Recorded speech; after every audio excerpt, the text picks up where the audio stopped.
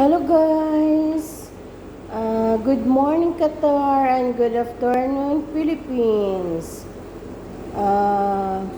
Yesterday, may natira akong isang tilapia na binili ni Madam sa labas. Doon niya na pinaluto.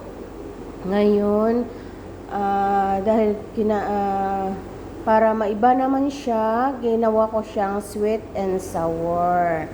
Yan, ito na siya guys. Kaya ganyan ang itsura niya guys. Kasi pag sa iba kasi, pag nagluto sila ng isda, nilalagay nila ng harina para hindi tumalsik. Kaya ganyan siya. Pero pag ako, di ko nilalagyan ng harina. Yan, yan na siya guys. Yan. Nakalimutan ko pala siyang lagyan ng bell pepper. Ano na lang siya, carrots and tomato, dapat may bell pepper, di ba? Yan. Para maiba naman ang piniritong isda, gagawa ng paraan. Yan guys. Tilapia sweet and sour. Yan. Bye. Thank you for watching.